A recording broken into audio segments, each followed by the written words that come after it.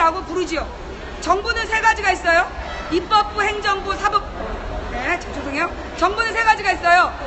입법부, 행정부, 사법부 이렇게 세 가지가 있죠. 그 중에서 요즘에 개헌 논의가 많이 되고 있는데요. 그 의원 내각제라는 게 있고 대통령제라는 게 있어요.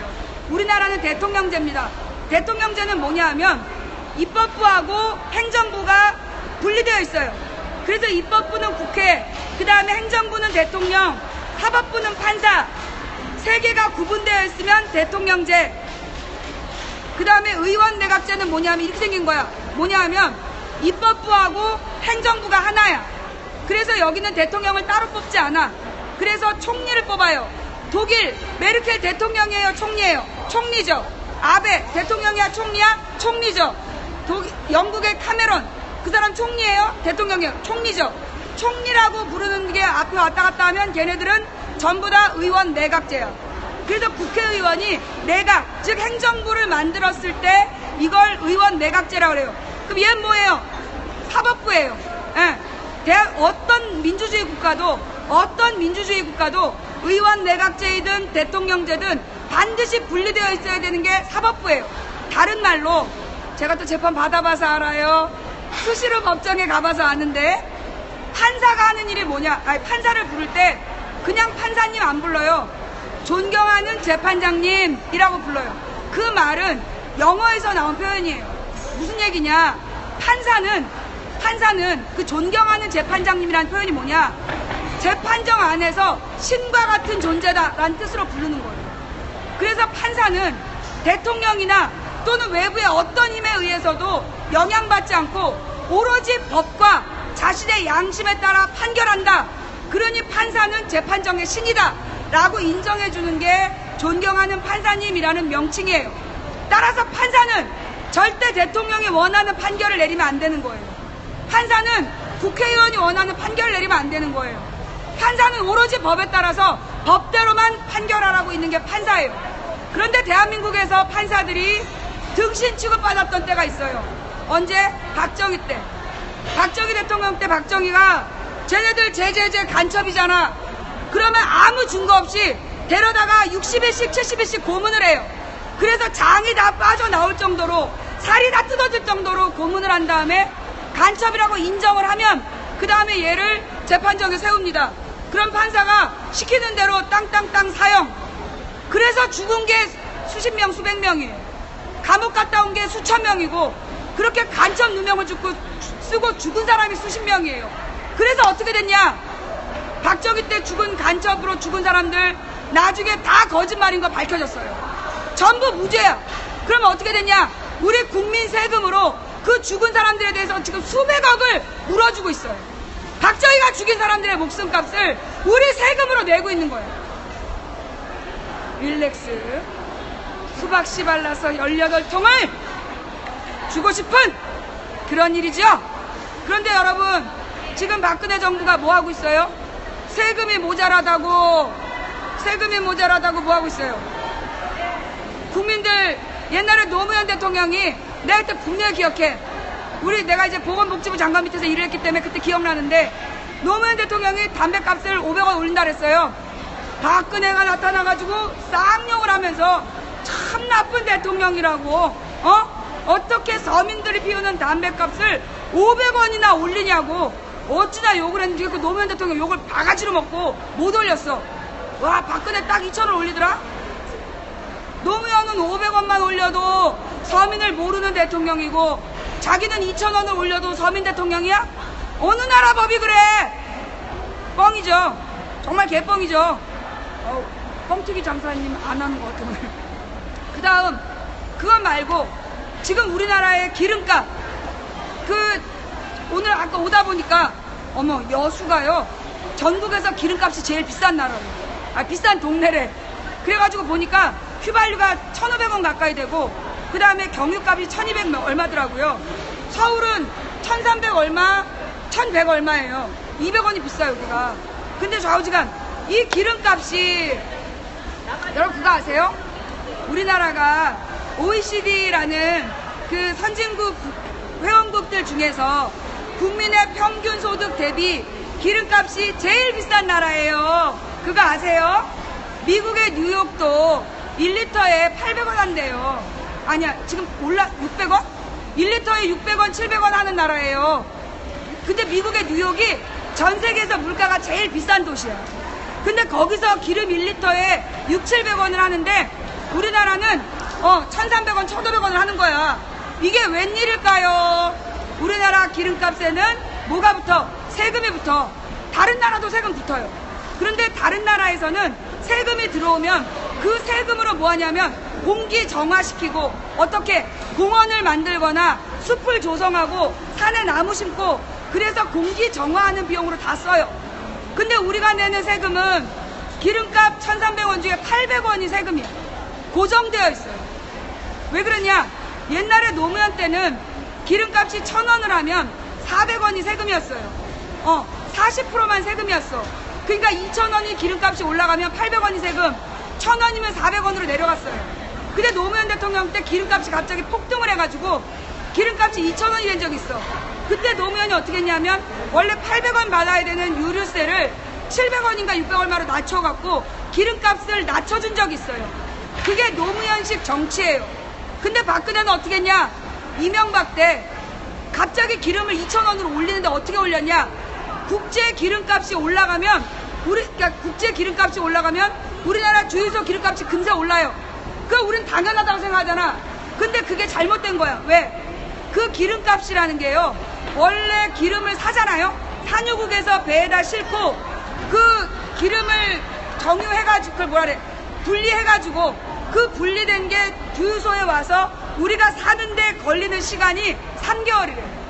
그러니까 오늘 기름값이 올리면 이 오른 기름값은 3개월 뒤에 올라야 그게 정상인 나라야. 그런데 우리는 어떻게 했어? 이명박 때 여기 기름값이 오르면 다음날 주유소가 올라가요. 자, 그런데 이게 한 일주일 지나서 기름값이 내려갔어. 이쪽 기름값이. 그럼 우리 이 기름값 내려가야 정상이죠. 근데 뭐라는 줄 알아요? 이명박 때 기름값을 안정시켜야 된다면서 안 내려. 그래갖고 혹시 폭등할 때 대비해서 기름값이 그대로 유지가 되는 거야. 그러다 얘가 조금 올라. 그러면 이때보다 내려간 거야. 그런데 얘가 오른다 그러면 거기서 또 올려. 그렇게 해서 오르면 다 올리자마자 올리고 내려가도 안 올리고 안 내리고 그렇게 해서 기름값이 나중에 이명박 때 기름값이 올라갔다 내려갔다 국제유가는 이런데 이명박의 기름값은 이렇게 된 거예요. 그래서 이명박 때 기름값을 2,000원을 딱 찍더니 그때 800원을 고정 세금으로 정한 거야. 그래서 그 뒤로 기름값이 떨어지는데 미국에서 셰일가스라는 게 나와요. 옛날에는 그 원유 옆에 있는 흙에서는 원유를 뽑지 못했는데 지금은 기술이 발달해서 원전 옆에 있는 흙에서 기름을 빼내는 거야. 그러니까 국제 기름값이 떨어졌어요. 그래서 전 세계 기름값이 다 폭락했는데 우리만 그대로야. 아직도 그대로네. 왜? 우리는 800원의 유류세를 계속 걷고 있기 때문에. 자, 분노의 뻥튀기가 터지고 있어요. 예. 그래서 우리나라는 유류세로 이명박 때요. 이명박 때 기름값을 올려서 세금으로만 1년에 올린 기름값에 대한 올린 세금만 4조 원이 넘어요. 340조 중에 4조 원이면 1%야. 1%가 넘어. 그걸 오로지 기름 하나에서 해먹었다니까. 그것도 올린 부분이야. 올리지 않은 부분까지 합치면 기름만 넣어서 우리 국민들이 부담하는 세가 그만큼 많다는 거예요. 거기다가 만약에 여러분 집안에 뭐 아버지와 아들 둘이 담배 폈다. 하루에 세갑을 폈다.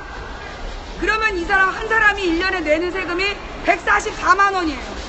이 144만 원은 7억짜리 아파트를 가지고 있는 사람이 내는 재산세예요. 연금 7천만 원을 받는 사람이 내는 소득세예요.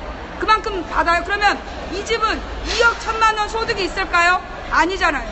2억 1천만 원 소득을 얻는 사람이 내는 세금만큼을 담배 하나에서 뜯어가는 나라가 우리나라예요. 이게 간접세라는 건데 우리나라가 간접세의 비율이 매우 높아요. 악명 높은 간접세 만든 게 박정희잖아요. 아유, 여기 오니까 그냥 박정희에 대한 모든 정보가 다 나와. 좌우지간 세금의 종류는 직접세와 간접세가 있어요. 재산이나 소득에 따라 내는 건 직접세. 그 다음에 우리가 이제 담배 사면 내거나 기름 사면 내거나 여러분이 가게에서 2,000원짜리 과자를 사면 200원 세금을 내요. 그렇게 소비세를 띄어가는 게 간접세예요. 근데 우리나라는 간접세 비율이 OECD 국가 중에서 아주 높은 나라예요. 왜냐? 우리나라의 물건에 들어가는 10%의 소득세는 얼마 안 되죠.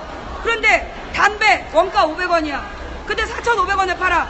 그러면 담배의 세율은 얼마예요? 약 80% 정도가 세금이잖아. 그 다음에 기름값 원가 500원이에요. 근데 세금이 800원이에요. 그럼 이거 세금이 얼마야? 500원이 100%니까 150%? 150%가 세금인 거야. 그런데 박근혜 지지자들이 뭐라 그러냐면 일본은 간접세가 20%다. 근데 우리는 10%밖에 안 낸다. 뻥이에요. 그게 뭐냐? 우리 가게에서 사는 물건 소비자 가격의 10%가 세금이라는 거, 그것만 10%이지 기름값이나 그 담배 세금으로 걷어가는 거 그거 10% 이상이잖아요. 150%를 낸다니까? 그래놓고 세금 적단 얘기를. 그럼 진짜 우리나라의 세금이 왜 적으냐? 이명박 때 부자들한테 깎아준 세금이 수십조 원이에요. 20조 원씩을 깎아줬어요, 이명박 때. 박근혜가 대통령이 돼서 어떻게 했을까요? 더 깎아줬어요. 그래서 이명박 때는 노무현 때 30%를 받던 기업에 얻었던 법인세를 이명박이 24%까지 낮췄어요. 근데 그걸 박근혜가 17%까지 낮췄어요. 2배를 더 깎아준 거예요.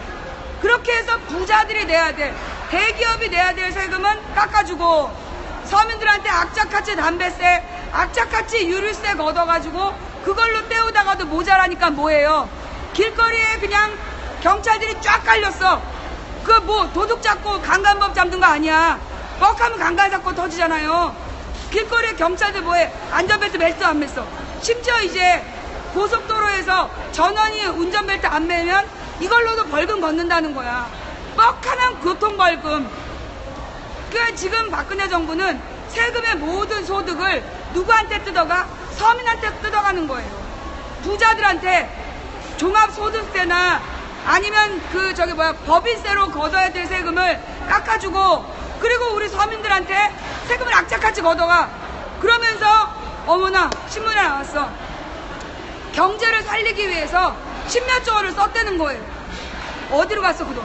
누구한테 썼어? 알고 보니까 그 돈을 부동산 외 40채, 어떤 놈 160채 있잖아. 대출 받아갖고 이제 부동산을 160개 찍어 사놓은 거야.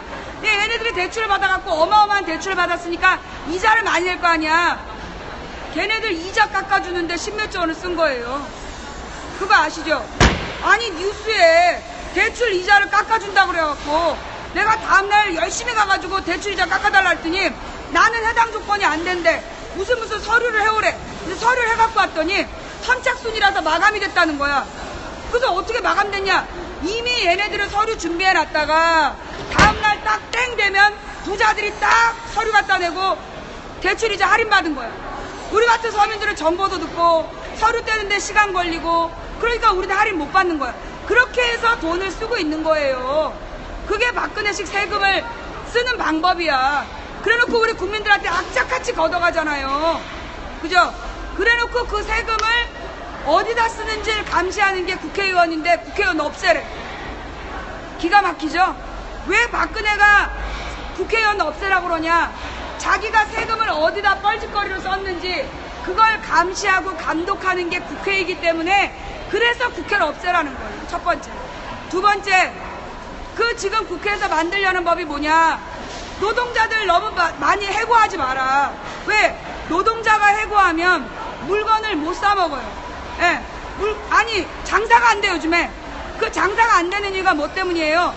그 돈이 없어서 그래. 서민 주머니에 월급은, 여러분 제가요 90년도에 학원 강사를 할 때 그때 우리 학원 선생님들이 160만 원 정도 받았어요. 99년 8년에. 그런데 지금도 20년이 지난 지금도 150만 원 받는데, 그러면 월급은 그대로야. 근데 제가 98년도에 97년도에 제가 이제 1,000원을 가지고 가게를 가면 200ml 우유하고 그 다음에 빵을 샀어요. 예.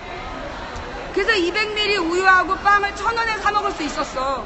그런데 지금은 1,000원으로 200ml 우유도 못 싸요. 물가가 몇 배가 됐냐면 400%로 올랐어요. 서민 물가가 400%로 올랐는데, 그러면 서민의 월급도 얼마가 돼야 돼요? 예? 아, 예, 그럼 가져가세요. 예, 어떤 분이 이거 뒤돌려, 예. 예, 이거 봐. 네네. 예, 풀어주세요. 네네네. 아이, 그러지 마시고요. 말씀을 분명히 하셔야죠. 예. 죄송합니다. 예. 예.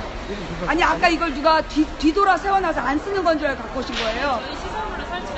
네네, 죄송합니다. 예. 네네. 네, 됐어요. 이거 얼른 치워놔야지. 네네. 아, 아까 저게요, 뒤돌아서 있었어요. 그래서 그런 거예요. 예. 죄송합니다. 네. 예. 그래요, 예. 저희 방금 못 잡으셨어요. 저 닉네임이 JCS 1800. 네네네. 예. 일찍 못 와봐서 그런 거예요. 네, 괜찮습니다. 자리를 예. 내가 신경을 못 써가지고. 네, 아니에요. 괜찮습니다. 자리를 잘못 잡으셔가지고. 아니, 괜찮아요. 아니, 여기 아까부터 많이 홍보가 되고, 여기 어머님들도 많이 도와주고 계세요. 네, 저 고맙습니다. 방송 저 밖에서 지금 들고 있어요. 아, 이거를 그 스피커로, 어머, 이거 이제 블루투스 스피커로 연결해서 바깥 사람들 들으시라고. 고맙습니다. 감사합니다. 예, 계속 좀 해주세요. 예, 고맙습니다. 네. 식사로 가시죠. 식사하고. 아니요, 저 아침 먹고 와서 괜찮아요. 조용한 데서 저기 호수공원이라고. 예. 거기 가서 좀. 아니, 그렇게 하면 저 할 필요가 없죠. 조용한 데서 하면 안 되고, 사람 많은 데서 해야 되니까. 사람은 많은데 예. 워낙에 시끄러우니까. 여기요? 아, 괜찮아요. 괜찮아요? 네, 괜찮아요. 예. 그래도 식사는 하고 힘을 내서 이제 아니요, 저 아까 아침 많이 먹고 왔어요. 제가 지금 이렇게 시청자가 많으면 밥을 못 먹어요. 어저께도 제가 그래갖고 시청자들이랑 같이 가서 밥을 못 먹었어요. 그래서 아침에 아까 먹고 나온 거예요. 자, 우리 시청자분들이 지금 밥을 먹고 해야 된다. 뭐 이런 이야기. 예, 그리고 지금 아까 저기 쉼터의 안내판이 뒤돌아서 있어서 안 쓰는 건 줄 알고, 날짜 지난 건 줄 알고 어떤 시청자분이 갖다 쓰셨는데, 그 쓰시는 거라 그래서 도로 갖다 돌려드린 거예요. 걱정하지 마시고. 네. 아마 이제 누군가가 압력을 넣었겠죠. 그죠? 망치 부인이 와가지고 계속 박정 얘기하니까. 저쪽으로. 네, 저쪽만 좀. 네. 그래요. 지금 이만한 블루투스 스피커로 망치 부인 방송을 연결해서 주변 사람들 듣게 해주시는 분도 계세요. 네, 고맙습니다. 예. 네. 그런 것 같아요. 아까부터 저 앞에 앉아갖고 전화하는데 저 사람이 지금 꼰지는 것 같아요. 그러라고 하든가 말든가. 예. 자, 제가 원래 여기서 2시까지만 하고 이동하려고 그랬는데, 아시죠? 전 누가 방해하면 더 하는 거. 4시까지 갈게요. 예. 아니, 내가 2시까지만 하고 딴 데로 가려고 그랬는데, 예, 누가 시비 걸어서 4시까지 할게요. 예. 저의 아주 나쁜 습관이 만개구리 정신. 내가 원래 그때도 그랬지, 광화문에서 내가 서울 광화문에서 딱 5시까지만 하고 가려고 그랬는데 경찰이 와서 시비 걸었잖아요. 나는 생 목소리로 하는데 저쪽에 공연장 스피커 안 들린다 그래서 누가 그랬냐 그랬지만 경찰이 막 민망해하면서 도망갔어. 근데 어쨌거나 경찰이 나한테 시비를 걸었기 때문에 그날 7시까지 했잖아요. 2시간 연장합니다. 예. 자, 여러분들 식사하세요. 예, 저기 우리 시청자 여러분들도 빨리 주문하시고요. 예, 만개구리 정신을 건드렸기 때문에 제가 여기서 2시간 더 하고 갈게요.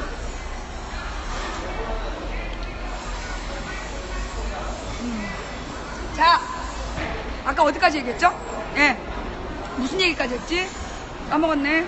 예, 아까 무슨 얘기까지 했더라. 예, 우리 시청자 여러분 누가 들었나? 예, 국회의원 줄여야 된다. 예, 우리 국회의원을 줄여야 된다. 그러면서 국민 세금을 낭비한다는 얘기를 많이 하고 있다.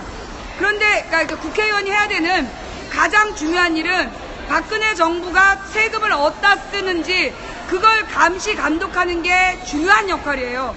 그 다음이 법을 만드는 입법부의 역할, 그리고 이 국정을 감사하는, 그러니까 국정을 감사한다는 게 뭐냐, 그러니까 예결산, 예, 그러니까 첫째는 먼저 첫 번째 법을 만든다, 입법부. 그래서 그 우리나라의 법에는 5단계가 있어요. 뭐가 있냐면 이제 규칙이라고 그래서 지방자치단체장이 만드는 거 있어요. 그러니까 조례라고 그래갖고 지방의원이 만드는 법이 있어요.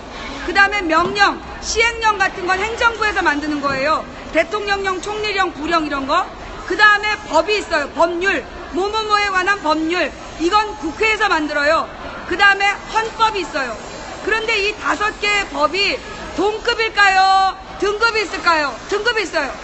제일 낮은 단계의 법이 5등급 규칙, 그 다음이 4등급 조례, 그 다음이 3등급 명령, 그 다음이 2등급 법률, 제일 높은 법은 헌법. 이유가 뭐냐? 헌법은 국민이 투표로 결정하기 때문에 가장 높은 법이에요.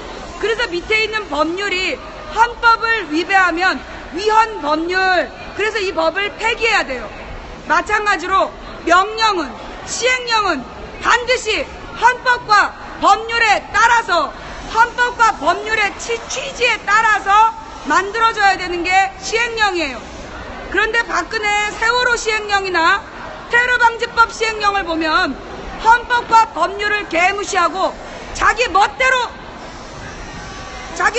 만든 시행령으로 나라를 쑥대밭을 만들고 있어요.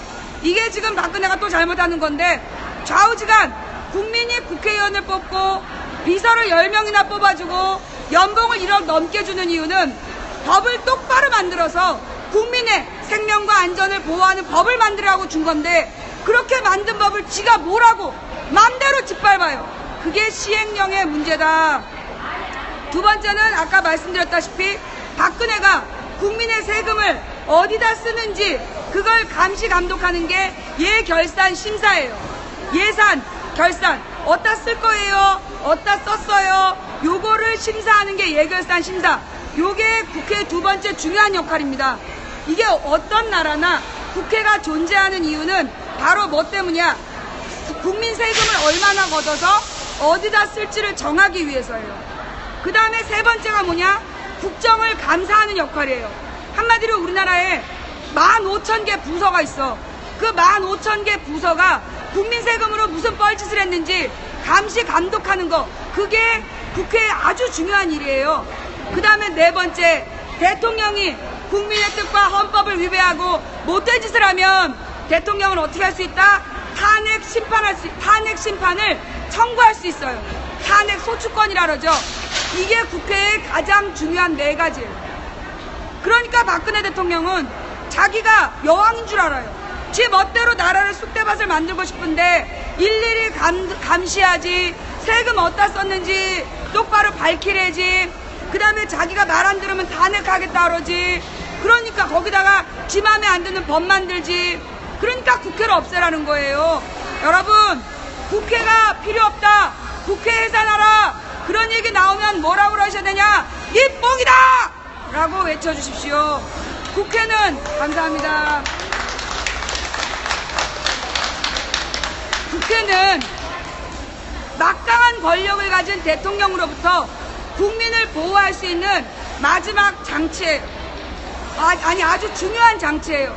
국회가 반드시 필요합니다. 그런데 왜 국회의원이 욕먹어요? 법을 만들라고 보냈는데 자전거 타고 경로당만 다녀. 법을 만들고 박근혜 감시하라고 만들어놨는데 누님 손바닥만 비벼. 그러니까 국회의원이 필요 없다는 얘기가 나오는 거예요. 그러니까 욕을 먹는 거예요. 국회의원은 이 지역의 예산을 갖고 오라고 뽑는 게 아니에요.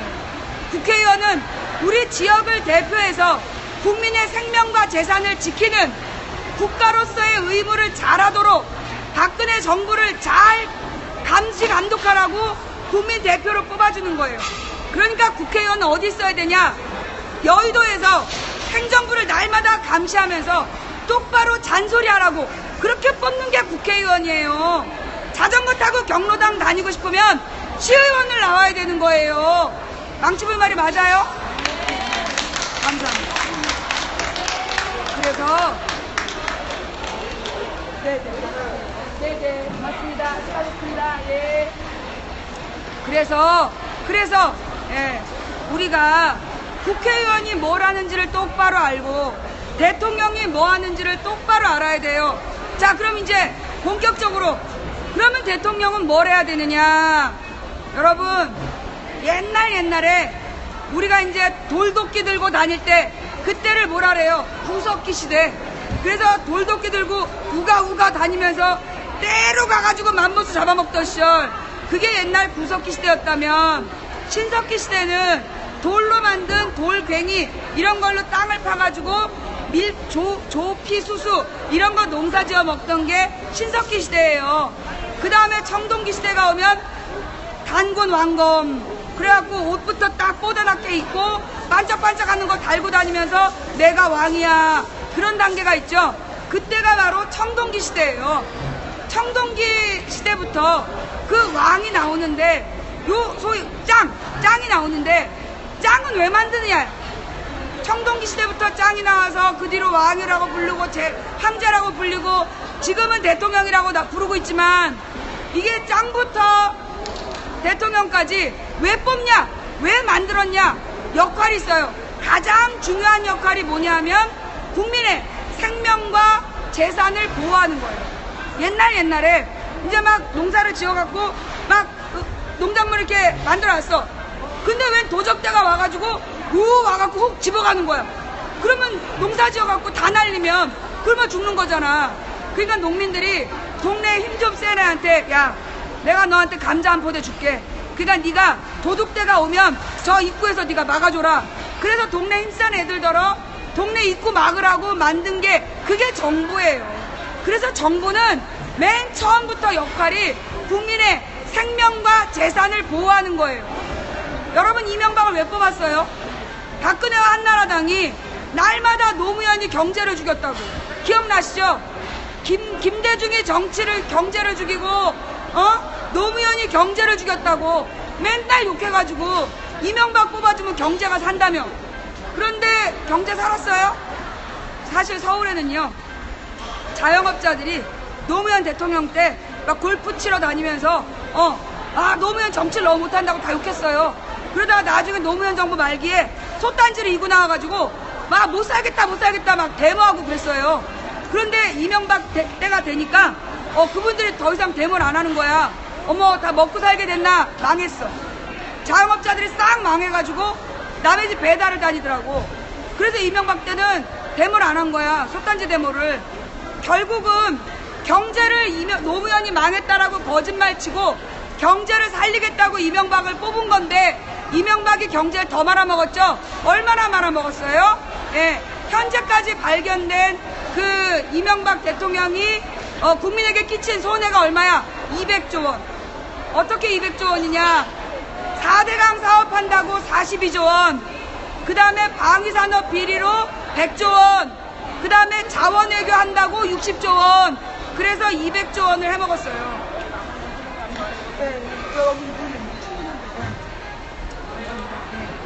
그래서 이명박 대통령 때 만들어진 피해가 200조 원이에요. 그 200조 원을 누가 갚아야 돼? 우리가 갚아야 돼요. 여러분 기억나시죠? 이명박 대통령 때 막 입술이 부르터가지고 자기가 아랍에미리트 그 국왕을 설득했다. 그래서 한국형 원전을 유치시키느라고 밤새도록 입술이 부르텄다. 그런 얘기 들으셨죠? 그러면서 42조 원짜리 원전 건설해주기로 했다. 그거 지금 어떻게 됐어요? 뻥이요. 다 뻥이었어요. 그거 다 뻥이야. 무슨 얘기냐? 원래 그 원전을 짓는데 들어가는 비용이 36조 원이래요. 그런데 이명박이 그걸 16조 원에 지어주겠다고 12월 초에 약속을 한 거예요. 그래서 12월 초에 이미 한국형 원전으로 하겠다라고 아랍에미리트에서 결정을 한 거예요. 그리고 12월 28일에 도장 찍으러 와라.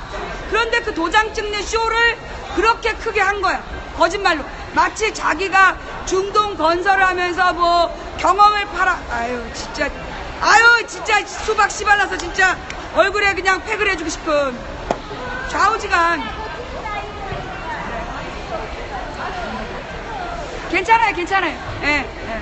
그래서 이명박 때 그렇게 이제 대통령이 된 다음에 뭐 자원 외교한다고 뿌린 돈이 어마어마해요. 그 현재까지 들어간 돈이 뭐 4조 원인가 6조 원인가? 근데 앞으로 예상되는 피해가 60조 원이라는 거야. 우리가 물어내야 될 돈. 거기다 4대강 사업. 지금 4대강 사업을 한다고 들어간 돈이 42조 원이에요. 42조 원짜리 4대강 지을 때 이명박이 뭐라 그랬냐면 전국에 40만 개 일자리가 생긴다고. 생겼어요? 4대강 때문에 일자리 생겼어요? 뻥도 그런 뻥이 없는 거죠. 그죠? 그 다음에 방위산업비리. 이게 뭐냐? 여러분 지난번에 천안함 사고 나고 세월호 사고 났을 때 파 사러 왔어요. 쪽파 한 단에 5,000원입니다. 싱싱한 쪽파 5,000원에 팔고 있습니다. 파김치로도 아주 좋습니다.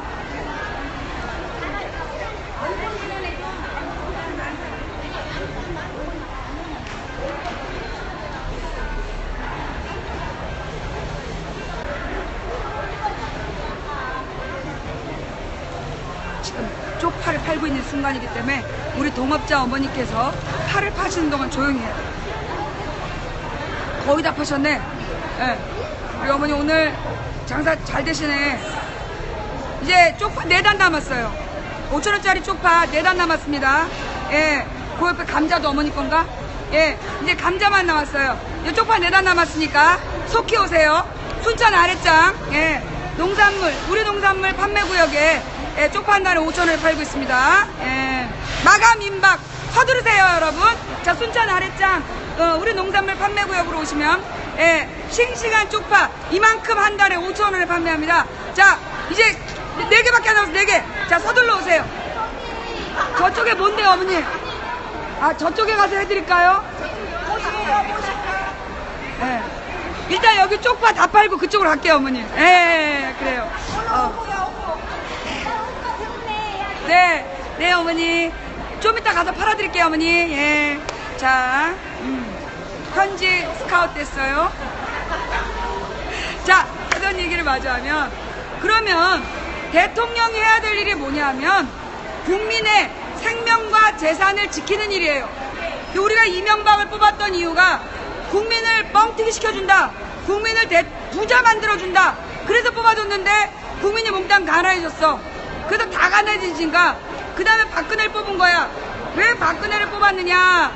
박근혜가 박정희 때처럼 박정희 때 다 가난했는데 먹고 살게 됐잖아. 그러니까 박근혜가 이명박 때문에 완전히 가난해진 사람들을 먹여 살려줄까 싶어서 뽑아준 거예요. 근데 어떻게 됐어요? 박근혜 정부 4년 동안 먹고 살만 하셨어요? 다들 뭐 재산이 늘어나셨어요? 예. 제가 우리 집 값이 가장 비쌌던 때가 노무현 때였어요. 노무현 대통령 때 가장 비쌌던 아파트가 지금은 반도막 나버렸어요. 예. 그리고 사실 제 주변에 있는 사람들이, 우리 동생이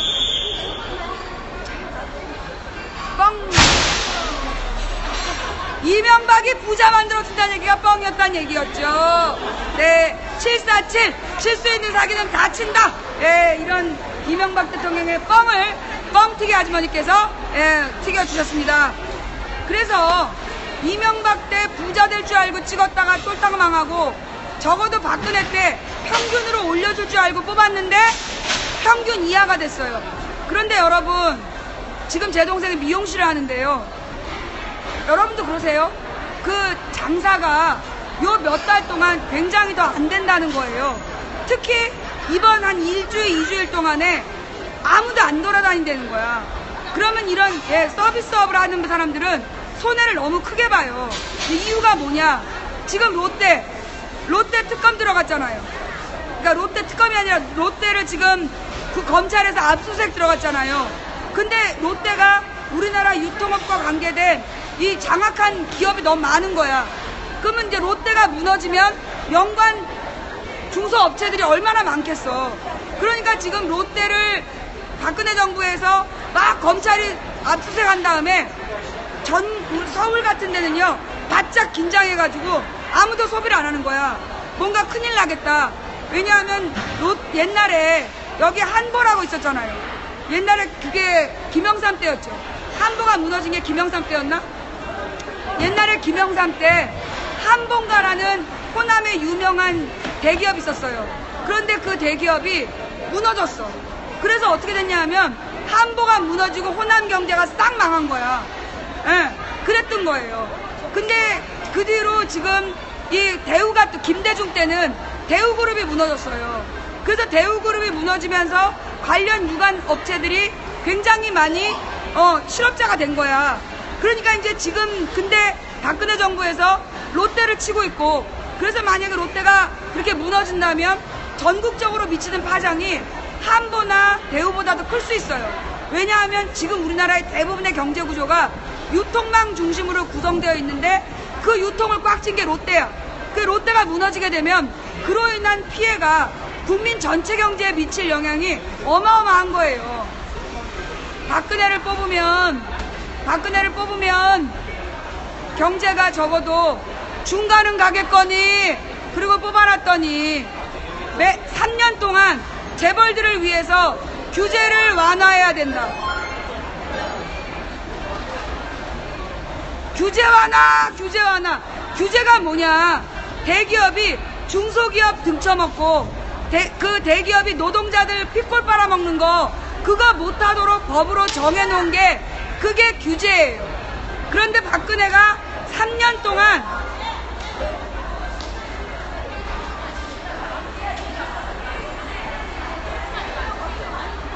그거 앉지 마세요. 괜찮아요? 네, 박스. 괜찮아요? 네. 자, 그래서 우리 주변 상인분에게 피해가 안 가도록 부탁드릴게요. 예. 많이 좀 사주시고요. 예. 네네. 자, 그래서 아니 저쪽에서 그거 상자 때문에 삐리링 소리는 뭐 무슨 얘기인지 모르겠고, 좌우지간 어디까지 했더라? 또 잊어버렸어. 예, 옆에서 뭐라 하니까 또 잊어버렸어. 뭐야 뭐. 3년 동안 누가 쓰고 있나 봐. 예. 박근혜 정부 3년 동안 대기업을 위한 규제를 완화해야 된다. 대기업을 더 잘 기업하기 쉬운 나라 만들어야 된다 그러면서 중소기업이나 노동자들을 제값을 주는 제도들을 없애는 일을 3년 동안 했어요. 그럼 박근혜가 이제는 갑자기 어느 날 롯데를 잡는 거야. 그러면 이 롯데를 잡으면서 원하는 게 뭐냐? 지금 여러분 혹시 기억하실지 모르겠지만요. 지금 대형 검찰 비리가 터졌어요. 검사들이 서로 그 막 몇백억씩 주고받으면서 소위 이제 외국에 가서 원정 도박을 한 놈을 2번이나 무혐의를 만든 거야, 검찰이. 그 무혐의를 만드는 과정에서 이게 검찰 비리가 드러난 거예요. 그러다 보니까 지금 그 검찰에 대한 대대적인 감사가 들어가야 되는 상황이야. 그러니까 이 검사가 지금 그 분위기를 롯데를 압수수색하고 뭔가 문제 있는 것처럼 해가지고 자기네들 조직을 지키려고, 검사들이 자기네 밥그릇을 지키려고 지금 롯데를 치고, 그래서 롯데를 쳐서 지금 국민의 말초신경이 지금 요동을 치고 있는데, 박근혜 어디 갈까요? 또 해외여행 가죠. 예. 1년에 절반은 나가 있어. 근데 절반을 나가서 국익을 선양하고, 그래서 그 나라 사람들이 우리 국민들을 좋아하게 한다면 왜 못 나가게 하겠어요? 박근혜 대통령이 어딜 갔어? 남미를 갔어. 그래서 콜롬비아를 갔는데 콜롬비아 간날 쿠데타가 일어났어. 쑥대 밭이 됐죠. 그 다음에 또 남미의 어떤 나라, 페루인가 어딜 갔어. 하여튼 페루 어디를 갔는데 그 나라에는 지진이 났어. 화산이 폭발해가지고 쑥대밭이 났어. 그 다음에 또 그 옆 나라를 갔는데 거기는 토네이도가 몰아쳐가지고 완전히 남미가 그냥 박살이 난 거야. 그게 작년 일이에요. 이제 올해는 어떻게 했냐? 프랑스를 갔잖아. 프랑스를 갔는데 153년 만에 폭우가 온 거야. 그래갖고 루브르 박물관이라는 전 세계인이 가는 박물관 1층이 잠겼대잖아. 처음 있는 일이래. 에? 그 다음에 올 봄에 또 미국 갔어요. 미국 캐나다 쪽을 갔는데, 미국 캐나다 쪽에 봄에 그냥 눈보라가 몰아쳐가지고 폭설이 내려가지고 박살이 났잖아. 그러니까 박근혜가 어딜 간다 그러면 땅이 요동을 쳐. 이게 지진이 나고요, 토네이도가 일어나고 폭우가 내리고, 이거는 정상이 아니야. 뭔가 그 나라가 거부하는 것 같아. 예. 자 그러면 박근혜 대통령을 우리가 뽑은 이유는 뭐 때문이에요? 경제를 살려라, 국민 먹여 살려라. 그래서 뽑아줬는데, 박근혜 정부 3년 동안 대기업을 위한 규제 완화만 하고 중소기업 망하고 노동자들에 대한 처우는 더 나빠지고, 자기 공약으로는 비정규직과 정규직을 똑같이 대우하겠다. 그래서 우린 전부 다 비정규직이 정규직 되는 줄 알았어요. 그게 아니야. 정규직을 전부 비정규직으로 끌어내리고 있어요. 그 다음에 대기업과 중소기업을 상생경제 들어봤지? 상생한다 그래가지고 같이 먹고 사는 줄 알았더니 상류층만 먹고 사는 거야. 그게 상생이야. 그러면서 지금 박근혜 정부 경제 4년째에 들어섰는데요. 예. 박근혜 정부 4년째에 들어섰는데요. 제가 들고 싶은데. 이게 넘어졌어. 박근혜 정부 4년 동안 지금 나라 경제 살았다, 먹고 살만해졌다, 그런 사람들 주변에 있습니까? 박근혜 정부가 최우선은 일자리입니다. 그렇게 얘기했죠. 들으셨죠? 예. 우리 경제의 최우선 과제는 일자리입니다. 일자리를 언제까지 몇십만 개를 늘리겠습니다. 그래갖고 늘린 게 뭐였냐면, 마트 일자리를 아줌마가 혼자서 하루에 10시간을 일하고 110만 원인가를 받는데, 그걸 5시간만 일하고 55만 원 주라고. 한 달에 110만 원 받는 일자리를 2명한테 쪼개서 5시간씩 일 시키고 55만 원씩 주라고. 그래놓고 자기가 일자리를 2배로 늘렸대. 환장하는 거예요. 환장하는 거야. 여러분, 일자리를 왜 늘려야 되냐 하면요, 일자리는 뭐냐, 다른 말로 월급을 주라는 거예요. 일자리를 늘리란 얘기는 월급을 받는 사람을 늘리란 얘기예요. 그래야 월급 받는 사람들이 늘어나야 물건을 사러 다닐 거 아니에요. 소비를 하고, 그리고 그 소비한 돈으로 그러니까 사람들이 이제 소비를 해주면 그 물건을 파는 영세 상인들이 자기네들도 또 소비를 할 수 있잖아. 그러면 그 다음 윗단계에서 영세 자영업자들 사장님한테 뭘 또 팔 수 있잖아. 그 다음에 그렇게 판매되면 영세 자영업이 안 망하잖아. 그럼 안 망하면 그 부동산 임대업 하는 분들도 공실이 없는 거잖아. 그래서 맨 처음에 노동자들한테 월급을 주는 건 노동자가 살고, 그 다음에 영세 자영업자들이 살고, 그 다음에 건물주들이 살고, 그렇게 해서 경제가 굴러가면 물건을 살려는 사람들이 많아지니까 수요가 늘어나서 생산이 늘어나고, 그래서 또 일자리가 늘어나고, 그게 바로 경제의 선수단이라는 거예요. 그래서 일자리를 늘리고 월급을 올려줘야 된다. 이게 전 세계의 운동이야. 누구 빼고? 우리 빼고. 박근혜가 지금 하는 일이 뭐냐 하면 파견근로법. 파견근로법이 뭐냐? 비정규직법. 지금은 어느 업무는 비정규직을 쓸 수 없다는 법이 있어요. 근데 그 법을 없애겠다는 거야. 비정규직을 더 확대하겠다는 거예요. 그게 파견근로법이에요. 그 다음에 서비스법, 원샷법, 이런 것들이 뭐냐 하면, 옛날에는, 여러분 우리나라는요, 원래 그거 아세요? 우리 헌법에 근로의 권리가 있어요. 정부가 존재하는 이유가 뭐냐 하면, 헌법에 보장된 권리를 보장하기 위해서 정부가 있는 거예요. 다른 말로 일하고 싶은 사람한테 일자리를 만들어줘야 될 의무가 정부에 있는 거예요. 그게 근로의 권리예요. 자, 그러면 이런 근로의 권리를 가진 이 헌법이 어떻게 나타나고 있느냐 하면, 사람을 함부로 자를 수가 없어. 해고를 하려면 이유가 있어야 돼. 분명한 어떤 이 사람이 뭐 횡령을 했다든가 아니면 업무상 큰 사고를 쳤다든가 그래서 회사에 지나친 손해를 끼쳤다든가 이러면 파면할 수 있지 그 이외의 이유로는 파면을 시킬 수가 없어요. 그런데 지금 박근혜가 추진하는 일이 뭐냐면 쉬운 해고법. 그래서 가령 이제 구조조정이라는 얘기 들어보셨잖아요. M&A 두 개 기업을 합쳐서 하나의 기업으로 만들 때 반드시 조건이 뭐냐면 일하는 노동자를 유지한다. 이게 우리나라에 기존에 있었던 법이에요. 그런데 그 법을 없애주겠다는 거야. 한마디로 그 기업을 합칠 때 노동자 절반 잘라도 된다. 쉽게 해고할 수 있도록 만들어주는 게 지금 박근혜가 추진하는 노동법이에요. 여러분, 박근혜를 뽑아준 이유는 국민을 먹여 살리라고 뽑아줬어요. 그런데 대기업만 먹여 살릴 것처럼 3년 동안 뻘짓을 하더니 이제는 뭐 하고 있어요? 중소기업 다 죽이고 이제 대기업 죽이고 있어요. 대기업을 죽이면서 또 노동자 죽이고 있어요. 그러면서 대우조선해양 난리도 아니죠. 그죠? 대우조선이란데 국민 세금이 뭐 8조 원인가가 들어갔어. 8조 원인가 세금을 투입해가지고 그 조선업을 살려주겠다 했는데 그렇게 국민 세금이 투입돼서 뭐 했을까요?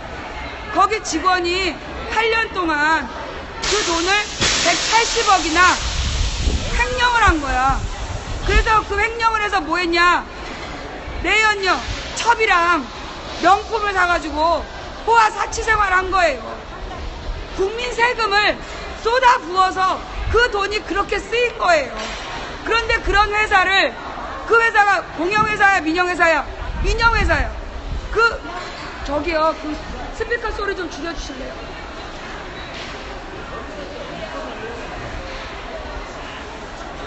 그래서 그 민영회사 그 대우조선 공영기업 아니에요. 그거 민간 기업이었잖아. 민간에서 운영했잖아. 그래서 민간에서 CEO들이 수십억씩 월급 챙기고 보너스 챙겼잖아. 그래놓고 그 대우조선에서 자기네들이 그 국민세금 투입 받아갖고 그걸로 보너스 받고 연금 받고 호화 사치 생활하다가 이제 못하겠다는 거야. 그러면서 손 떼겠다. 그러면 어떻게 하는 거야? 우리 국민들이 쏟아부은 그 돈은 8조 원은 못 건지는 거예요. 그런데 이번에도 무슨 문제가 터졌냐 하면 그렇게 그 대우조선을 살리라거나 그런 결정을 누가 했냐?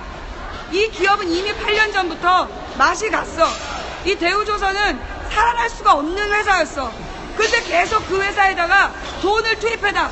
공적 자금을 투입하라고 지시한 사람이 누구였을까요? 누구야? 박근혜야. 박근혜 서별관 회의. 박근혜가 자기 친한 사람들만 불법적으로 별관에 모여가지고 서류도 남기지 않고 지네들끼리 결정을 해서 야, 돈 어디다 얼마 넣어. 그렇게 결정을 했다는 거예요. 그래서 그 결정 때문에 어쩔 수 없이 산업은행장이 자기가 볼 때 하면 안 되는데 청와대 서별관이 시키니까 어쩔 수 없이 돈을 넣었다. 그 얘기를 이번에 양심선언을 해버린 거예요. 그만큼 박근혜의 지난 4년 경제는 다 죽이는 경제였다. 노동자를 죽이고 중소기업을 죽이고 이제 대기업을 죽이고 그리고 또 노동자를 죽이려고 노동법을 또 만들고. 근데 그런 얘기가 있어요. 박근혜가 좀 이상하다. 뭐가 이상하냐? 지금 경제를 살릴 방법을 박근혜가 모르느냐? 안다는 거예요. 박근혜 공약이 경제민주화였어요. 경제민주화라는 건 뭐냐? 중소기업과 노동자를 살리는 경제를 하겠다. 그게 박근혜 대통령의 대통령 선거 공약이었어요. 그러면 경제를 살리는 방법을 알고 있다는 얘기예요. 그런데 대통령이 돼서 한 일은 뭐냐? 중소기업과 노동자를 죽이는 방법으로 갔어요. 정반대로 간 거야. 왜 그러냐? 지금 박근혜 정부는 대기업을 몇 개 무너뜨려서 제2의 IMF를 준비하는 것 같다. 제2의 경제위기를 준비하는 것 같다. 이게 경제학자들 사이에 나온 얘기고 신문기사에 나오고 있어요. 왜냐?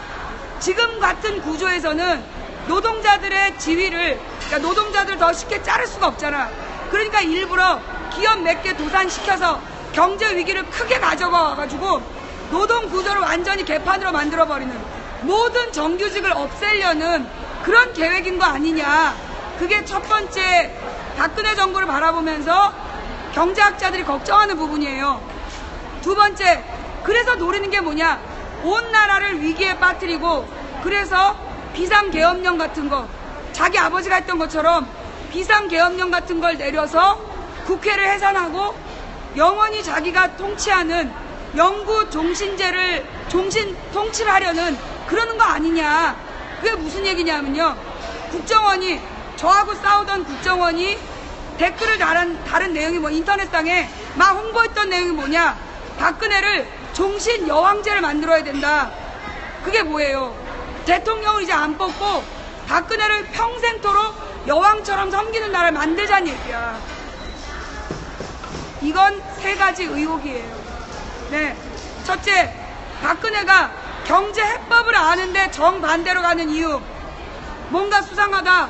혹시 이거 제2의 경제 위기를 만들려는 거 아니냐? 그래서 제2의 경제 위기를 만들어서 뭘 노리느냐? 노동자들의 모든 정규직을 잘라버리려는 거 아니냐? 그 다음 그렇게 해서 나라를 혼란에 빠뜨리고 결국 자기가 종신 지배하는 체제를 만들려는 거 아니냐?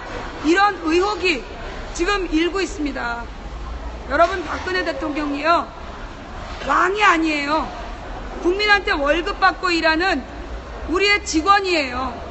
그런데 감히 주인인 국민을 무시하고 자기가 영원히 주인이 되려고 한다면, 한마디로 그거예요. 옛날에 우리 큰아버지가 사업을 할 때 그 밑에 있던 상무가 돈을 빼돌려가지고 우리 큰아버지 회사를 뺏은 적이 있어요.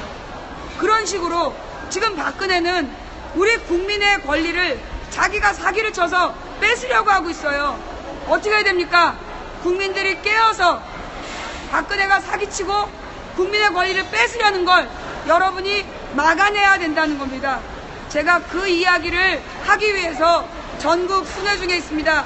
오늘은 이곳 순천 아랫장에서 일부 보내드렸습니다. 망치부인이었습니다.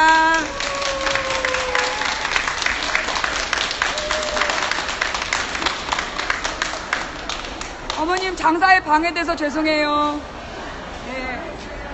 빨리 쪽파 다 팔아야 되는데. 자, 원래 이제 제가 그 2시까지만 하고 다른 장소로 이동하려고 그랬는데, 아까 누가 시비를 거는 바람에 4시까지 하기로 했잖아요. 이제 1시간 반 남았어요. 근데 또 나 혼자서 떠들면 또 그 힘이 드니까, 혹시 우리 시청자님들, 우리 망치부인 시청자들에게 하고 싶은 얘기가 있다, 아니면 망치부인한테 평상시에 궁금했던 게 있다, 이런 거 있으세요? 듣고 싶은 이야기. 기념 할 때, 정정할 때, 어떻게 대충 많이 해보는 정도 잘하잖아요. 길게 말을 하는데 대본이 없이 어떻게 말하냐고요? 저도 그게 궁금해요. 왜 어디서 나오는지 모르는 얘기가 나오고 있습니다. 그거 말고 혹시 궁금하신 얘기나 오늘 방송한 내용 중에 뭐 마음에 안 드시는 내용, 또는 뭐 더 설명을 듣고 싶은 내용 없으세요? 고맙습니다. 자, 그럼 우리 시청자 여러분께 얼굴 안 보여드리고 여기 서서 얘기하시면 마이크로 소리는 나가거든요. 근데 혹시 하실 말씀 있으신 분 오세요. 있는 것 없어요? 하실 말씀 아무도 없어요? 자, 그러면 2시간 반을 떠들었더니 할 말은 지금 좀 떨어졌어요. 뭔가 질문이 나와야 다음 이야기를 할 수 있을 것 같은데. 그렇죠. 우리 하 사장님께서 저에게 말할 거리를 주신다는 얘기죠. 합당 이야기, 뭐요? 어떤 합당? 무슨 합당 이야기? 질문이 나오고 있어요. 합당 이야기, 누구와 누구의 합당? 새누리? 그 얘기? 지금 새누리의 계획? 아니면 민영화? 민영화에 대한 이야기? 그래요. 자, 일단 합당 이야기 말고 우리 채팅창에서 들어온 질문이 민영화에 대한 얘기를 해달라. 예, 좋은 얘기죠. 네. 자, 지금 일단 민영화 얘기 먼저 할게요. 지금 이제 문제가 된 게 뭐냐면 박근혜 정부에서 전기회사랑 가스회사를 민영화하겠다라고 얘기를 했어요. 근데 자기 민영화가 아니라래. 표현이 뭐냐 하면 가스회사나 전기회사의 지분 49%만 민간에 팔겠다는 얘기예요. 그러면서 51%는 정부가 가지고 있을 거니까 이건 민영화가 아니다 라고 얘기를 해요. 그러면 왜 49%를 파냐고 그랬더니 49%의 주주들이 그 가스회사나 전기회사를 제대로 경영하라고 잔소리할 거 아니냐. 그러니까 투명 경영, 그 다음에 뭐 효율 경영이 될 거다. 맞죠? 이렇게 얘기하고 있죠. 날마다 채널A, TV조선, KBS, MBC, SBS, YTN, MBN이 떠드는 얘기예요. 정말 그럴싸하잖아요. 네, 여기 소감 들어가면 호루라기 안 보시나? 예, 뻥이요. 개뻥이에요. 왜냐? 이 말에 모순이 있는 거예요. 여러분, 민영화라는 게 뭐냐면요, 민간이 경영에 참여한다는 얘기예요. 아니, 그럼 49%의 지분을 민간에게 준다는 건 민간 주주들이 경영에 참여한다는 얘기예요. 그러니까 이거는 민영화다 아니다? 민영화다. 예. 지금 49%를 민간에게 팔겠다는 건 민간에게 경영에 참여시킨다는 얘기고, 이건 민영화예요. 그러면 민영화 좋은 거 아니에요? 왜냐하면 우리 학교 다닐 때 제가 이제 아이들에게 경제를 가르칠 때 민영화를 되게 좋게 표현해요. 효율성, 예, 투명 경영과 효율 경영이 가능하게 하는 게 민영화다. 왜? 공기업이 너무나 방만해져서 돈을 제대로 관리를 안 하니까 민간에게 맡기면 효율적으로 투명하게 경영할 거다. 정말 멋진 말 같죠? 그런데 이 말은 뻥이요, 뻥이요. 왜 뻥이냐? 대우조선해양은 공기업일까요? 민영기업일까요? 민영기업이죠. 거기 지난 8년 동안 투명 경영 합니까? 효율 경영 합니까? 아니죠. 개뻥이죠. 또 하나, 지난주까지 온 국민이 욕한 게 누구예요? 서울 메트로. 메트로에 뭐가 있다? 매피아가 있다. 그 매피아가 뭐냐? 원래 서울 메트로에서 관리하던 안전관리를 그걸 민간 기업에게 넘겼더니 걔네들이 매피아들이 돼가지고 돈만 빼먹더라. 그래서 중요한 건 그 매피아나 회사, 은성 뭐 어쩌고 MSD? 그게 민영기업이에요? 공영기업이에요? 민영기업이잖아요. 효율 경영 합니까? 투명 경영 합니까? 아니잖아요. 지금 우리 많은 언론이란 이름의 거짓말쟁이들이 민영기업이 되면 효율 경영하고 투명 경영한다고 거짓말을 하는 거예요. 그거는 절대 민영화를 하게 되면 효율 경영도 투명 경영도 안 돼. 왜? 일단 민간인 주주들이 원하는 건 뭐냐? 악착같이 이윤을 남기는 거예요. 배당금을 올리는 게 그들의 목적이야. 한 예로 서울에 올라가면요, 도시고속도로가 있어요. 근데 북부에 있는 북부 지역의 도시고속도로하고 남부 지역에 있는 도시외곽도로하고 어떻게 차이가 나느냐? 남부는 지나갈 때 500원, 800원밖에 안 줘요. 근데 북부 지역은 우리 동네 옆에 3,000원씩 줘야 돼요. 출퇴근하는 사람은 돈을 6배를 내는 거야. 이유가 뭐냐? 북부 지역에 만든 도로는 민자도로라 그래서 민간한테 돈을 조금 투자를 받아서, 그것도 전체도 아니고 10%도 안 돼요. 5% 정도의 자본을 투입받아서 도로를 만들었다고 그 경영권을 민간에게 준 거야. 그러니까 이놈의 새끼들이 돈을 6배로 받아먹는 거예요. 그게 민영화야. 민영화라는 게 그런 거예요. 소수의 자본을 민간이 투입하고 그 자본에 대한 이익을 빼나가기 위해서 국민들한테 6배, 10배로 뜯어먹는 거. 그게 민영화예요. 그래서 실제로 미국이나 영국 같은 데 가보면 기차가 너무 비싸. 우리나라 기차값하고 비교가 안 돼. 왜 그러냐? 민간이 기차를 경영하게 되면서 서비스는 떨어뜨리고 뭘 한 거예요? 그 가격만 올린 거예요. 그래서 한국 안에 20몇만 원씩 내고 기차를 탄다는 거예요. 그게 민영화예요. 자, 또 다른 민영화. 원래 우리나라 인천공항이 전 세계에서 1등이었어요. 서비스 1등. 7년 동안 1등. 그런데 지금 인천공항 가보세요. 돗대기 시장이 돼버렸어. 왜? 이명박 정부 때 지분 49%를 민간에게 팔았어요. 그래서 얘네들이 뭐 했냐?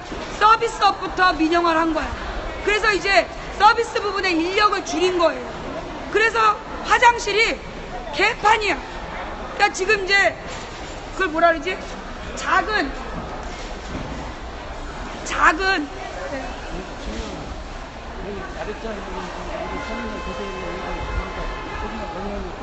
네, 알겠습니다. 예. 자, 그래서 그 민영화라는 게 그 도시철도 네, 물 마시고 갈게요.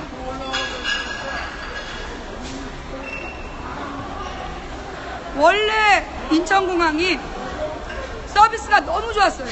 화장실이 진짜 깨끗하고, 화장실도 깨끗하고, 뭐라 그러나, 비행기가 도착해서 내리는 데까지 시간이 가장 짧게 걸리는 그런 공항이었어요. 그런데 지금 이 인천공항이 개판이 된 거야. 그리고 다 비행기가 꼬여가지고 제 시간에 타고 내리질 못해요. 심지어는 짐을 싣고 가지도 못해 비행기가. 엉망이 된 거야. 경영이 엉망이 됐어. 왜? 지분 49%를 이명박 때부터 팔기 시작했어. 그게 그러다 보니까 그래놓고 또 박근혜 정부 4년 동안 그 인천공항의 사장을 전부 다 낙하산을 박근혜 지지했던 낙하산을 꽂은 거야. 그러면 그 낙하산이 며칠씩 뭐 한 달 뭐 석 달 이만큼 하고 그만두고 나가. 경영을 안 해. 그러면 그 왜 몇 달을 했느냐? 명함 팔라고. 인천 뭐 세계 서비스업 1등 7년간 연속한 인천공항 CEO 그거 명함 팔라고. 그래서 몇 달씩 와가지고 명함만 파고 가는 거야. 그래서 뭐해? 출마하는 거야. 그러려고 지금 인천공항이 인천뿐이 아니에요. 그러니까 공항공사가 그렇게 다 망가진 거야. 그래서 제주도도 지금 몇 번씩 꼬이잖아요. 날씨가 제주도 날씨 항상 그랬어. 그런데 이 서비스 인력을 줄이다 보니까 제때 안 돌아가는 거예요. 그러면서 이 공항에서 자기네들이 수용할 수 있는 인원이 정해져 있다고. 그런데 수용할 수 있는 인원 이상을 받는 거야. 비행기를 다 받는 거야. 왜? 공항 이용료 받아 먹으려고. 그게 민영화예요. 민영화란 그래서 어떻게 되는 거야? 서비스의 질이 떨어지고 주주들만 돈을 버는 그러면서 그래서 이용자들의 불편이 올라가면서 경영은 비합리화되고 일자리가 사라지는 그게 민영화예요. 제 설명에 문제가 있나요? 예. 저의 설명 맞습니까? 이게 민영화예요. 지금 박근혜 정부는 그나마 남아있었던 전기하고 가스까지 민영화하겠다. 예. 그게 지금 박근혜 정부에서 추진하고 있는 거예요. 그러니까 결국은 이건 일자리가 줄어들고 서비스의 질은 내려가면서 가격이 올라가는 부작용을 낳는 게 민영화다. 그러니까 절대 반대해야 된다. 아시겠죠? 예. 자, 그럼 이렇게 해서 민영화에 대한 질문. 네, 감사합니다.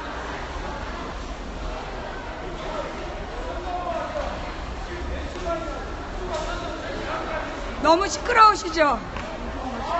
물 좀 마시고. 나 이제 물 장사해야 돼. 제가 다 장사해서 가야 되니까 이거 효소거든요. 제가 물에 타서 되겠죠. 네, 맞습니다. 감사합니다. 예. 네, 감사합니다. 감사합니다.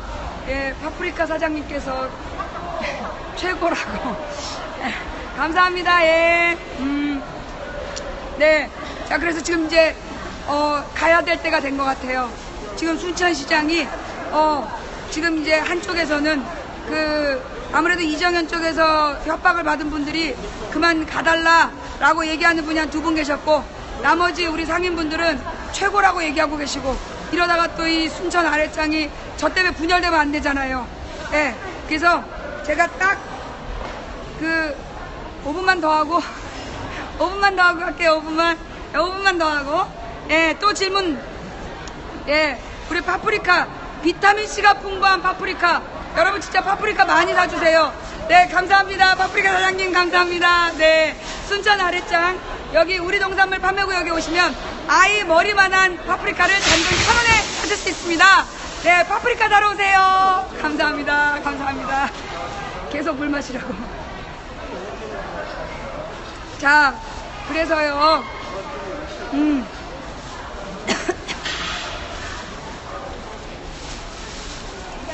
새누리당 복당을 어떻게 생각하시나요? 원래 새누리당 유승민과 그 무소속의 복당은 총선 직후에 가능할 거라고 생각했어요. 그런데 이걸 계속 미뤘어요. 계속 미루면서 뭘 했냐 하면 국회의장이 뽑힐 때까지, 여러분 기사 찾아보면 원구성할 때까지 복당은 안 된다, 그런 게 미리 나왔어요. 그런 기사 보셨던 분, 이미 지지난주에 복당 얘기가 막 나왔을 때야, 아니 한 달 전쯤 원구성이 되기 전에는 복당은 없다, 그 기사 한번 찾아봐 주세요. 그런 기사가 있었어. 그러더니 결국 원이 구성이 되니까 복당을 허락한 거예요. 원래 선거 끝나고 유승민과 그 무소속이 합당하기로 되어 있는 걸로 저는 알고 있었어. 그런데 왜 이걸 원 구성이 될 때까지 미뤘는가? 저는 그게 더 궁금한 거예요. 뭔가 의도 있는 거 아니냐.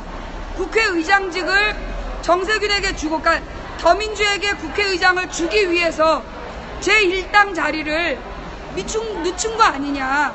예, 제1당 자리를 늦추고, 그래서 국회의장을 야당에게 주고, 그 다음에 얘네들이 야당 의장의 입으로 자기네들이 원하는 개헌이라든가 자기네들이 원하는 법안을 만들려는 거 아니냐. 저는 이제 그런 의혹이 들어요. 그래서 유승민의 복당은 원래 하기로 되어 있던 거야. 그거 의심한 사람 없어. 왜냐? 유승민은 계속 복당하겠다 그랬어요. 처음부터 끝까지. 그냥 밖에서 언론이 유승민이 복당을 안 하고 정승화와 더불어서 제3지대에서 뭘 만든다 어쩐다, 다 쇼예요. 거짓말이야. 유승민은 초지일관 새누리당으로 돌아가겠다 그랬어. 그래서 새누리당의 대선 후보가 되겠다, 그게 유승민의 목적이었어요. 근데 이제 유승민이 들어오면 소위 이제 박근혜와 친박은 자기네들이 이제 반기문을 지지하는데, 유승민이 오면 유승민하고 반기문이 경쟁하는 체제가 돼서 별로 반갑지 않다, 뭐 이러면서 자기네들을 원하지 않은 거, 제가 볼 때 쇼하는 거예요, 그거. 네, 제가 볼 때 그거는 쇼하는 걸로 보여. 왜냐하면 어차피 그들은 일당이 될 수밖에 없어. 그러니까 그 복당은 정해져 있었고, 그리고 쟤네들은 대통령 후보를요 일부러 안 만드는 거야. 근데 이제 사실은 이제 시점을 우리가 나열해 놓고 보자. 총선 직후에 새누리당 지지자들이 제일 좋아했던 게 누구예요? 대선 후보. 총선 직후에 새누리당 지지자들이 제일 좋아했던 거 안철수죠. 그런데 그 안철수에 대해서 호남의 지지율이 확 빠지니까 그때 갑자기 뜬 게 누구예요? 반기문이에요. 근데 반기문이 떴는데 반기문은 출마할 자격이 없다. 그게 국제법에 정해져 있잖아요. 그러니까 이제 반기문의 인기가 훅 빠지는 상황이고, 반기문은 지금 뉴욕에 가 있기 때문에 국내에서 대선 바람몰이를 못해요. 그러니까 누가 필요해? 그래서 혹시 유승민 카드를 꺼낸 거 아니냐.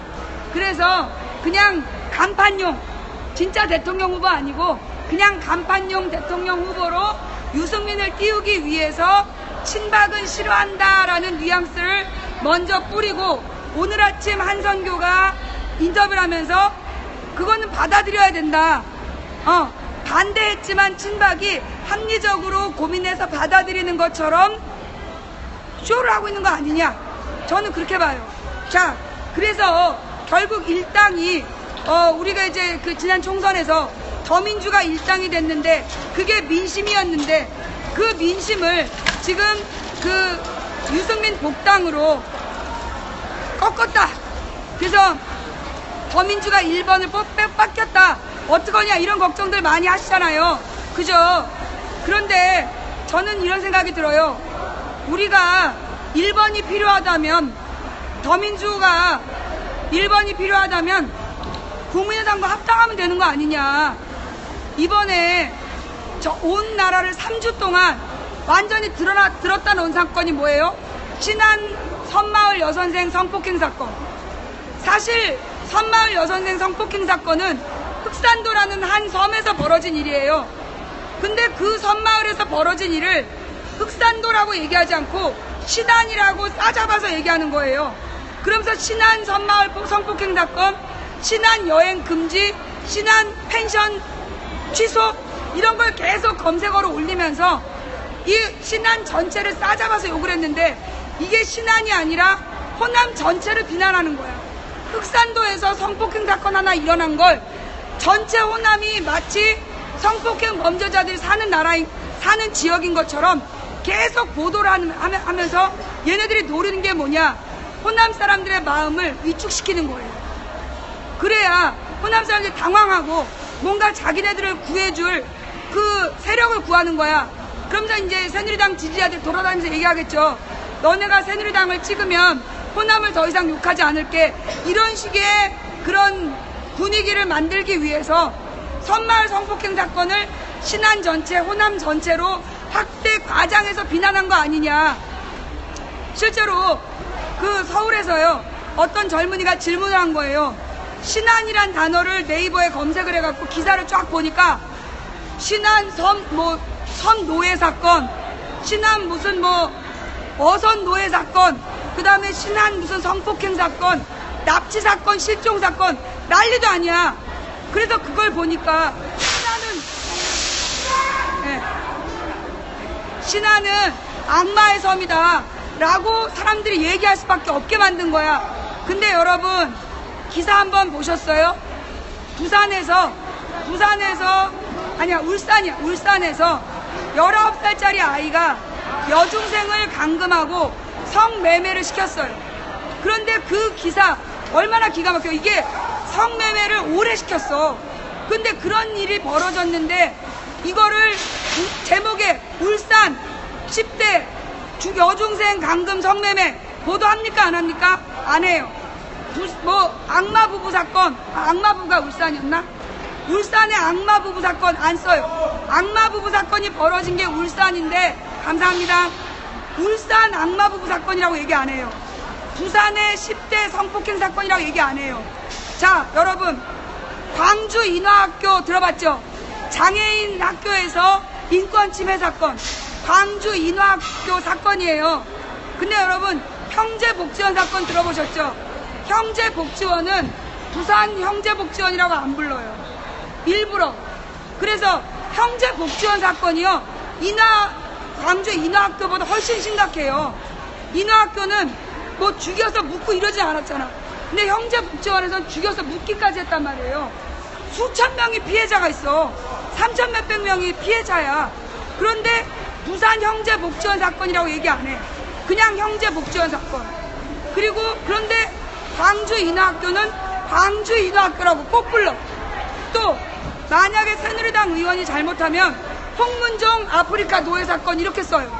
새누리 홍문종이라고 안 해. 그런데 더민주 을지로 위원 마트 직원에게 갑질. 아니 이게요, 더민주 소속 인천시당의 의원도 아니고 위원이야. 그 사람이 노조 간부를 만나러 들어갔는데 경비가 막아서 경비랑 몸싸움을 하는 과정에서 밀친 사건이야. 그런데 이걸 더민주 을지로 마트 직원 폭행 이렇게 보도하는 거예요. 그래서 노리는 게 뭐냐, 결국은 모든 기사에, 나쁜 기사에는 더민주를 꼭 넣어요. 또 여러분 이번에 국민의당 리베이트 사건, 국민의당이 리베이트 받았다라는 증거 있을까요 없을까요? 없어요. 김수민이라는 의원이 리베이트를 받았다라는 증거 없어요. 그리고 원래 선관위에서 검찰로 기소 의견으로 송치를 하면 그거 첫 번째 수사 들어갔는데 1달 반 걸려요. 내가 선거법으로 수사 받아봐서 알아. 그런데 이건 선관위에서 검찰로 신고하자마자 그날 압수수색이 들어갔어요. 이건 정치적인 수사예요. 무슨 얘기냐, 신안 섬마을 사건으로 호남 사람들을 정서적으로 위축시키고 그 다음에 국민의당 리베이트 사건이라는 걸 터뜨려서 국민의당을 욕먹게 하고, 그래서 노리는 건 뭐냐, 호남을 고립시키는 거예요. 왜? 호남을 고립시켜야 자기네들이 원하는 선택을 한다. 그걸 노리는 거예요. 그래서 다음 대선 때 문재인을 미워하니까 문재인은 안 되니까 자기네들이 제시한 아무나 찍어라. 그게 안계문이든 안철수든 안계문이든 유승민이든 문재인 빼고 아무나 찍어라. 그런 묻지마 그 투표를 시키려고 지금 호남을 고립하는 작전으로 가는 걸로 보인다. 그래서 야당 더민주나 국민의당은 일부러 부정적인 기사에 반드시 제목에 이름을 써. 또 호남에서 벌어진 일은 여러분 있잖아요. 똑같은 사건이 부산하고 전주에서 있었어요. 부산에서 10대가 여중생을 감금하고 성매매시켰어. 오랫동안. 근데 어떤 20대 놈들이 가가지고 그 10대 남자애들한테 돈을 뺏고 그 여자애들을 성폭행한 다음에 또 성매매를 시켰어. 그런데 부산이라는 게 제목에 안 나와. 전주에서 똑같은 사건이 있었는데 전주 10대들. 전주가 제일 먼저 나와. 이런 식이에요. 언제나 호남에서 벌어지는 일은 반드시 제목에 지명을 넣어요.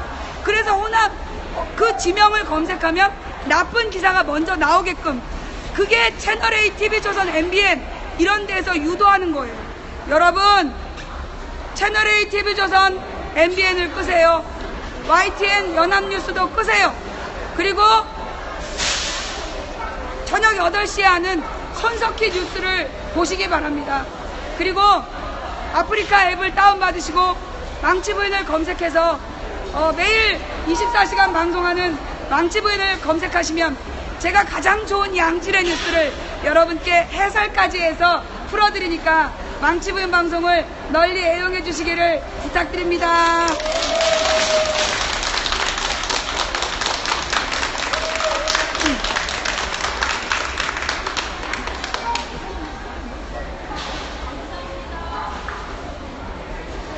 감사합니다.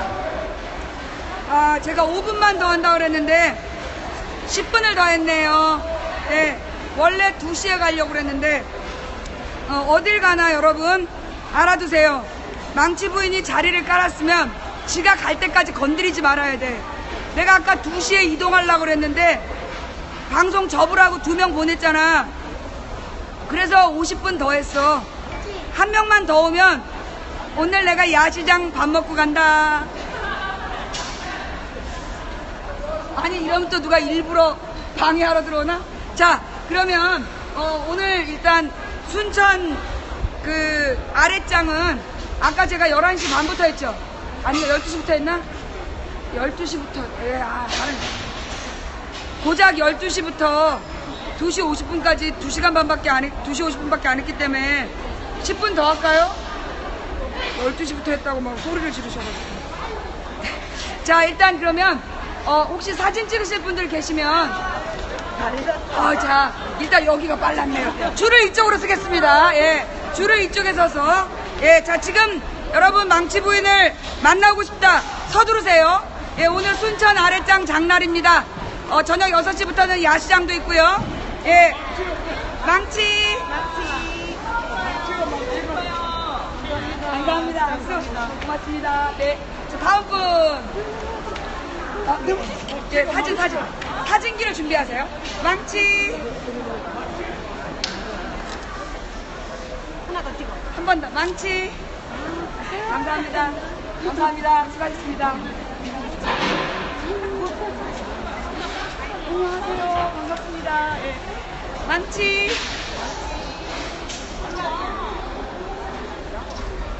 고맙습니다. 수고하셨어요. 예. 자, 또. 네, 안녕하세요. 망치. 감사합니다. 한 번 찍을 때 2번씩 찍어주세요. 네. 자, 망치. 감사합니다. 네, 감사합니다. 다음 분. 네. 자, 사진 마음에 안 드시면 제가 AS 해드립니다. 자, 망치. 한 번 더 찍어. 2번 찍었어요. 네. 망치. 왜 이렇게 미안하죠? 너무 고생하시고. 아니에요. 감사합니다. 감사합니다. 자, 다음 분, 남자분 먼저 오세요. 네. 대단하십니다. 존경합니다. 네, 맞습니다. 감사합니다. 응원합니다. 네, 응원해주신 덕분이죠. 망치. 네. 망치. 감사합니다. 네. 하나. 망치. 셀카가 너무 좋다. 님이 더 미인이세요. 예. 다음 분. 예. 다음 분 오세요. 네. 7년 됐습니다. 7년. 감사합니다. 망치. 망치 한 3장 찍으세요. 한 장 더. 망치. 7년의 유령입니다. 감사합니다. 수고하셨습니다. 예, 고맙습니다. 네. 안녕하세요. 망치. 망치. 감사합니다. 수고하셨습니다. 네, 다음 분. 네. 사랑합니다. 사랑합니다. 감사합니다. 망치.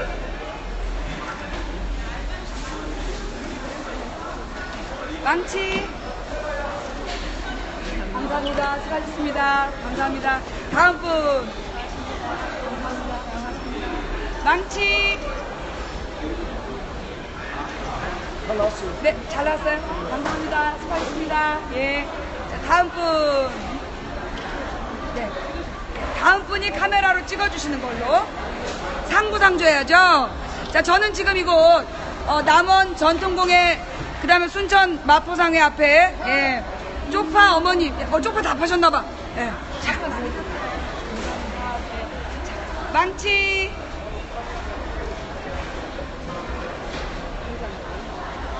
회장님 왜 이렇게 오래 걸려? 다시. 좋습니다. 네. 됐다. 좋습니다. 감사합니다. 양 파프리카. 파프리카. 네. 자, 우리 파프리카 사장님, 오늘 망치부인 방송 보셨는데 어떠셨어요? 감사하고 좋아지고 결정했어요. 네. 감사합니다. 네. 자, 저 카메라. 망치. 감사합니다. 네. 자, 파프리카 많이 파세요. 어찌 사요? 이렇게 몇 시간을 노력을 해갖고. 아닙니다. 이게 뭐 제 업인걸요, 뭐. 감사합니다. 어찌 너무 감사합니다. 나는 감사합니다. 항상 함께합니다. 네, 감사합니다. 열심히 하겠습니다. 네, 다음 분. 네, 네, 그것도 같이. 망치.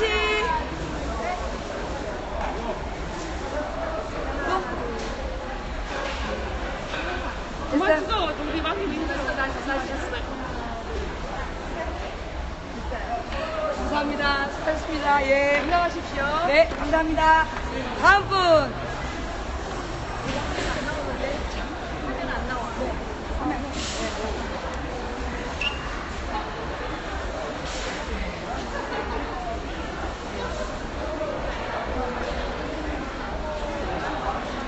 망치. 망치.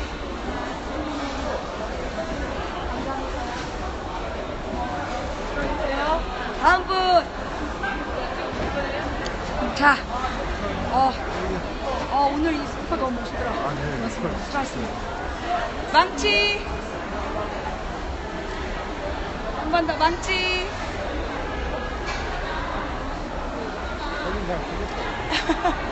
마음에 안 드시면 다시 오세요. 예, 고맙습니다. 식사 어떻게 해요? 아, 식사하는 거 제가 알아서 합니다. 네, 걱정하지 마세요. JCS 1800번 이렇게 팔아보면요. 네, 알겠습니다. 감사합니다. 예. 자, 다음 분. 다 오셨어요? 다 찍으셨어요? 안 찍으셔도 돼요. 망치. 안 돼요? 망치. 한 번 더. 망치. 감사합니다. 수고하셨습니다. 자, 오늘 모두 고생하셨고요. 저 때문에 호루라기를 안 뻥튀기를 저 때문에 못 하셨나봐. 그죠? 가실 때, 내 나라도 하나 사야 되겠다. 이 물도 이거 어떡할 거야, 이거. 내가 물 장사를 해야 돼요. 예. 저희가 일단 갈색 뻥튀기 하나씩 사. 네네. 여기다가 가방, 이걸 가방이세요? 네, 이 지금 쓰레기는 아니에요. 네, 쓰레기 누가 다 집어가셨어. 아, 우리 시청자님들 진짜 대단하시다. 박대표님 반갑습니다. 그 옛날에 한 2년 됐나 세월에서 저 시청 거기에서 그때 내가 뵀는데 여름에 아, 그러셨구나. 방송은 가끔 들어요 제가. 네. 네, 그래서 감사합니다. 우연히 저 이렇게 지나가다가 봤거든요. 네. 시장에 뭐요. 저는 좀 고생이라고 식사 안 시키거든. 아유, 빵 어떡해. 드세요. 순천에 요거 유명 화월땅빵이라고. 네. 유명한 아, 순천에서 유명한. 식사 대신 드세요. 여기 요거 물인들이 너무 많아가지고요. 네네. 아유, 뭐, 감사히 먹겠습니다. 물도, 예. 주세요. 우리 좀 주세요. 고생하세요. 네, 감사합니다. 춘천에서 유명한 빵이에요. 유명한 빵. 순천에서 유명한 빵. 여러분, 오늘 순천 아랫장에서 보내드린, 길거리 스토방은 여기서 마치고요. 이제 시장을 돌아다니면서 구경하다 갈 거예요. 그냥 가지 않고. 네. 나한테 아까 누가 시비 걸었기 때문에 나 여기 5시까지 있을 거야. 망치 부인이 어디 있는지 방송 보고 따라오세요. 일단 여기까지 끊고 다시 리방할게요.